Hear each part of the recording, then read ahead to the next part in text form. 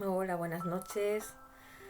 Desde Grupo Con la Vida os pedimos disculpas porque ha sido imposible hacer el directo por YouTube o por el Facebook de Grupo Con la Vida. No sé por qué, pero la conexión va muy lenta y no paraba. No se podía comenzar, entonces vamos a hacerlo a través de esta grabación, a través de la web del ordenador. Y bueno, daros las gracias por estar ahí, por ver estos momentos, ¿no? Y sobre todo por intentar aprender y hacer el Evangelio en el hogar, que es muy importante. Vamos a decirlo un poquito antes de hacerlo, vamos a decir qué es hacer el Evangelio en el hogar. Pues es parar un poquito nuestras vidas. Si podemos hacerlo la familia completa, pues mucho mejor, porque así estamos todos conectados, nos vamos conociendo, vamos haciendo esas reflexiones que tanto necesitamos. Pero bueno, si estamos solos o la familia no quiere hacerlo con nosotros, bueno, pues lo haremos nosotros. Buscar una lectura, un libro donde haya una lectura edificante, o el Evangelio según el Espiritismo, o este libro de parábolas y enseñanzas de Jesús, de Kai Schutter, que lo escribió cuando estaba encarnado, y es una maravilla porque tiene muy buenas reflexiones sobre las parábolas y vivencias de Jesús. Y también poner un vasito de agua, una botellita de agua. Yo he puesto esta, un poco de agua para que sea magnetizada o fluidificada por los mentores nuestros, ¿no? Del hogar. Y también hacemos primero, antes de hacer la lectura, una oración. Después de la oración hacemos la lectura del parrafito o del ítem que vayamos a leer, o el capítulo que vayamos a reflexionar. Después, pues juntos todos, o si estamos solos, pues hacemos una pequeña, no sé, análisis sobre lo que hemos leído. Y cuando terminamos, volvemos a hacer una oración de cierre y a continuación nos bebemos el agua. Entonces vamos a comenzar, ¿de acuerdo?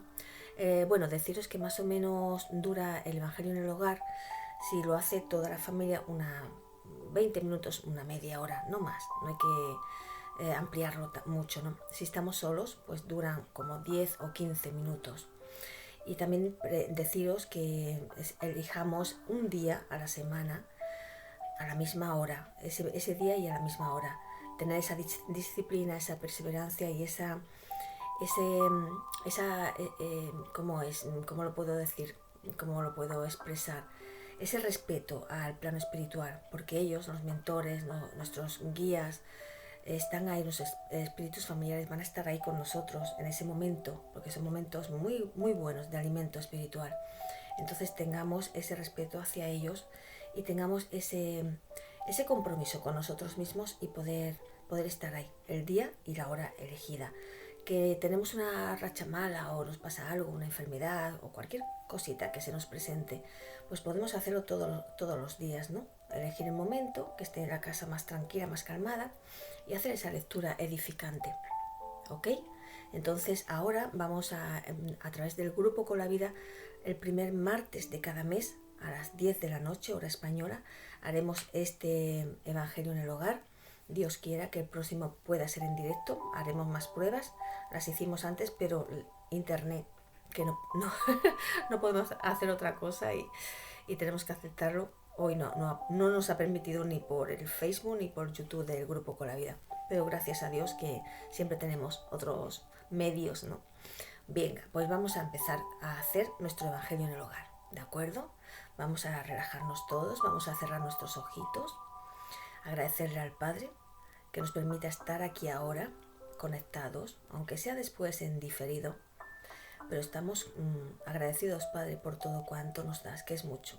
Cada día que abrimos los ojitos y se nos presenta este nuevo día con todas esas enseñanzas, algunas son un poquito más amargas, otras son más dulces, pero son enseñanzas que nosotros como seres espirituales necesitamos. Gracias, Padre, por este cuerpo que nos permites tener, porque a través de él vamos aprendiendo, vamos también limándonos y vamos limpiándonos de esa carga negativa que arrastramos de otras existencias. Pedirte tu bendición para nuestros hogares, para nuestros familiares y sobre todo para el vecindario también, ¿no? Que nos rodea. Pedirte que nos fortalezcas para que sepamos seguir adelante con esa alegría y esas ganas. Y que en estos momentos podamos tener ese ratito de reflexión de esta parábola fantástica y extraer la enseñanza. Y sobre todo después mantenerla ahí un poquito en nuestro ser para ir después pues llevándola a la práctica, que de eso se trata. Pedir a los hermanos trabajadores del bien, guías espirituales, que por favor magneticen o fluidifiquen el agua, que nos ayudéis si necesitamos pases magnéticos, porque somos energía y necesitamos también recuperar esa vibración y esa energía. Ayúdanos, Padre, a vibrar en alto. Gracias y comenzamos el Evangelio en el hogar. Y ahora vamos a hacer la lectura de la parábola del sembrador, que es la primera parábola que hay en el libro Parábolas y Enseñanzas de Jesús, de Kai Bar Schutter, que ya dijimos en el Facebook del Grupo Con la Vida. Y comienza así. Vamos allá, vamos a poner un poquito más grande. En aquel mismo día, saliendo Jesús de casa, se sentó a la orilla del mar y se reunió a su alrededor una gran multitud de gente. Por eso subió a una barca, en donde se sentó, estando el pueblo en la ribera, y les dijo muchas cosas por parábolas, hablando de esta manera. El sembrador salió a sembrar, y mientras sembraba, una parte de las semillas cayó junto al camino, y vinieron las aves del cielo y las comieron. Otra cayó en lugares pedregosos, en donde no había mucha tierra, y luego nació, porque la tierra donde estaba no tenía profundidad, mas el sol, habiéndose elevado enseguida, la quemó, y como no tenía raíz, secó. Otra cayó en el espinar, y las espinas, cuando crecieron, la ahogaron. Otra, en fin, cayó en tierra buena, y dio fruto, algunos granos rindiendo 100 por 1, otros 60 y otros 30. El que tenga oídos para oír, oiga. Sus discípulos le preguntaron qué significaba esta parábola. Jesús les respondió: a vosotros os es dado conocer los misterios del reino de Dios, pero a los otros se les habla en parábolas, para que mirando no vean y oyendo no entiendan. El sentido de la parábola es este: todo aquel que escucha la palabra del reino y no le da importancia, viene el espíritu maligno y le arrebata lo que había sembrado en su corazón. Es aquel que recibió la semilla junto al camino. Aquel que recibió la semilla en medio de las piedras es el que oye la palabra y por lo pronto la recibe como gozo, pero no tiene en sí raíz, antes es de poca duración. Y cuando sobrevienen los obstáculos y las persecuciones por causa de la palabra, la toma pronto por objeto de escándalo y de caída. Aquel que recibe la semilla entre espinas es el que oye la palabra, pero pronto los cuidados de este siglo y la ilusión de las riquezas ahogan en él esa palabra y la vuelven sin fruto. Mas aquel que recibe la semilla en una buena tierra es aquel que escucha la palabra, que presta atención y da fruto rindiendo 100, 60 y 30 por 1. Esta parábola se encuentra en los Evangelios de Mateo, capítulo 13, versículos del 1 al 9, en el de Marcos, capítulo 4, versículos del 1 al 9, y en el de Lucas, capítulo 8, versículos del 4 al 15. Y ahora viene la explicación de Kai Bar Schutter. La parábola del sembrador es la parábola de las parábolas. Resume los caracteres predominantes en todas las almas, al mismo tiempo que nos enseña a distinguirlas por la buena o mala voluntad con que reciben las nuevas espirituales. Por el argumento del discurso vemos a aquellos que ante la palabra de Dios son orillas del camino, por donde pasan todas las ideas grandiosas como gentes por los caminos, sin grabar ninguna de ellas. Son piedras impenetrables a las nuevas ideas, a los conocimientos liberales. Son espinas que sofocan el crecimiento de todas las verdades, como esas plantas espinosas que debilitan y matan a los vegetales que intentan crecer en sus proximidades. Pero si así ocurre con el común de los hombres, como para la gran parte de la tierra improductiva, que forma parte de nuestro mundo, también se distingue de entre todos una pléyade de espíritus de buena voluntad, que oyen la palabra de Dios, la practican y de esa bendita simiente resulta una producción tan grande que se puede contar 100 por una. De manera que la simiente es la palabra de Dios, la ley del amor que abarca la religión y la ciencia, la filosofía y la moral, inclusive a los profetas, y se resume en el dictamen cristiano: adora a Dios y haz el bien hasta a tus propios enemigos. La palabra de Dios, la simiente, es una sola, es decir, es siempre la misma, la que ha sido predicada en todas partes desde que el hombre se cayó en condiciones de recibirla. Y si ella no actúa con la misma eficacia para todos, ese hecho deriva de la variedad y de la desigualdad de espíritus que existen en la tierra, unos más adelantados, otros más atrasados, unos propensos al bien, a la caridad, a la liberalidad, a la fraternidad, otros propensos al mal, al egoísmo, al orgullo, apegados a los bienes terrenos y a las diversiones pasajeras. La tierra que recibe las simientes representa el estado intelectual y moral de cada uno. Orilla del camino, pedregal, espinar y buena tierra. También ocurre que no todos los predicadores de la palabra la predican tal como ella es, en su sencillez y desprovista de formas engañosas. Unos la revisten de tantos misterios, de tantos dogmas, de tanta retórica. La adornan con tantas flores que aunque la palabra permanezca, queda oscurecida, encerrada en la forma, sin que se le pueda ver el fondo, la esencia. Muchos la predican por interés, por el materialista que siembra, otros por vanagloriarse y gran parte por egoísmo. En estos casos no disipan las tinieblas, sino que las aumentan, no ablandan corazones, sino que los endurece, no anuncian la palabra, sino que de ella hacen un instrumento para recibir oro o fama. Para predicar y oír la palabra es necesario que no la rebajemos, sino que la coloquemos por encima de nosotros mismos, por aquel que desprecia la palabra. Porque aquel que desprecia la palabra anunciándola u oyéndola desprecia a su instructor. Es, como dice él, el que me rechaza y no recibe mi doctrina, ya tiene quien lo juzgue. La doctrina que yo he enseñado lo condenará en el último día. Sermo quin locutus sum ille judicabit eum in novissimo dia. Me he atrevido a leer en latín. Esto viene en el Evangelio de Juan, capítulo 12, versículo 48, para que lo leáis mejor que como yo lo he leído.